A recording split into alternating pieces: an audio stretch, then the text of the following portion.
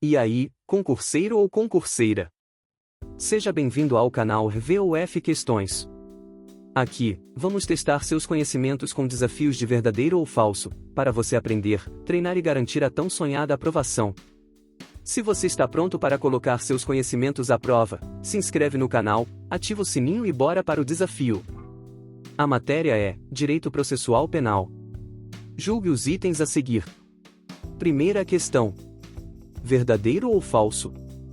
A competência para julgar prefeito municipal por desvio de verba sujeita à prestação de contas perante o órgão federal será dos juízes federais da seção judiciária da localidade em que o prefeito exercer ou tiver exercido o mandato. Resposta: falso. A competência para processar e julgar prefeitos municipais por desvio de verba sujeita à prestação de contas perante órgão federal é, de fato, da Justiça Federal, nos termos da súmula 208 do Superior Tribunal de Justiça. Compete à Justiça Federal processar e julgar prefeito municipal por desvio de verba sujeita à prestação de contas perante órgão federal.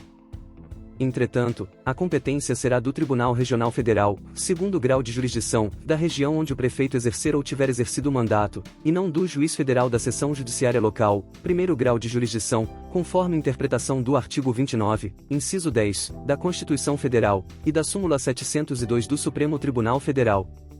Excepcionalmente, nos termos da súmula 209 do Superior Tribunal de Justiça, compete à Justiça Estadual processar e julgar prefeito por desvio de verba transferida e incorporada ao patrimônio municipal.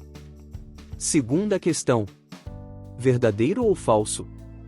Quando duas ou mais pessoas forem acusadas pela prática da mesma infração penal e quando a prova de uma infração penal ou de qualquer de suas circunstâncias elementares influir na prova de outra infração penal, justifica-se a fusão dos processos pela conexão e continência, respectivamente.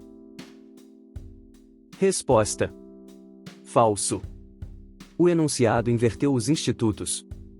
Na realidade, trata-se de continência e conexão, respectivamente, nos termos dos artigos 76 e 77 do Código de Processo Penal. Vale recordar que, via de regra, na conexão há pluralidade de crimes e pluralidade de pessoas.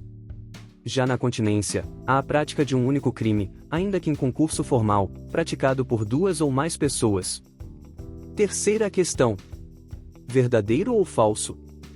É subsidiária a legitimidade do ofendido, mediante queixa, e do Ministério Público, condicionada à representação do ofendido, para a ação penal por crime contra a honra de servidor público em razão do exercício de suas funções. Resposta: falso. Nos crimes contra a honra de servidor público, consumados em razão do exercício de suas funções, a legitimidade é concorrente entre o ofendido, mediante queixa, e o Ministério Público, mediante representação. Não se trata de hipótese subsidiária, nos termos da súmula 714 do Supremo Tribunal Federal. A legitimidade concorrente ocorre quando tanto o Ministério Público quanto a vítima ou seu representante legal podem ajuizar a ação penal de forma independente e simultânea, ou seja, ambos podem iniciar o processo penal. Já a ação penal subsidiária ocorre quando o Ministério Público deixa de atuar ou não exerce seu dever de ofício, e a vítima ou seu representante legal, então, podem tomar a iniciativa de ajuizar a ação penal. Quarta questão: verdadeiro ou falso? Quanto ao Sistema Geral de Avaliação das Provas aplicado ao processo penal, encontra-se o relacionado à íntima convicção, como regra. É permitido ao juiz valorar as provas com ampla liberdade, decidindo de modo a aplicar o direito objetivo, a partir da sua convicção, sem a necessidade de submeter-se a um sistema tarifado. Resposta: falso. O Sistema Geral de Avaliação das Provas aplicado ao processo penal é, como regra, o da presunção racional, ou livre convencimento motivado. O magistrado tem ampla liberdade na valoração das provas, mas não é dado ao juiz fundamentar a sua decisão exclusivamente nos elementos informativos colhidos na investigação, exceto no caso de provas cautelares, não repetíveis e antecipadas. O sistema relacionado à íntima convicção é exceção no ordenamento jurídico brasileiro, e encontra espaço tão somente na instituição do tribunal do júri, quando o conselho de sentença poderá valorar a prova de acordo com a sua íntima convicção, ou seja, sem a necessidade de fundamentar a decisão, conforme interpretação do artigo 5º, inciso 38, a linha B, da Constituição Federal. Quinta questão: verdadeiro ou falso? São inadmissíveis, não podendo ser aproveitadas pela defesa ou pela acusação, as provas ilícitas, assim entendidas as obtidas com violação a normas constitucionais ou legais. Resposta: Falso. De fato, as provas ilícitas são inadmissíveis no processo penal, nos termos do artigo 157 do Código de Processo Penal, são inadmissíveis, devendo ser desentranhadas do processo, as provas ilícitas, assim entendidas as obtidas em violação a normas constitucionais ou legais. Entretanto, excepcionalmente, a prova ilícita poderá ser utilizada pela defesa, quando em benefício do réu. Sexta e última questão. Verdadeiro ou falso? Sobre as características da confissão, é correto afirmar que a confissão será divisível e retratável. Resposta: verdadeiro.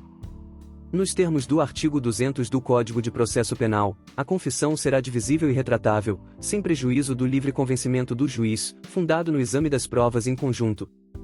Entende-se por divisível aquela em que o acusado confessa parcialmente a ocorrência do delito, e não a totalidade dos fatos que lhe são imputados. A retratabilidade da confissão diz respeito ao fato de que o réu poderá corrigir ou modificar sua versão a qualquer tempo, sendo que tudo poderá ser avaliado pelo juiz no momento de proferir a sentença. Mas e aí?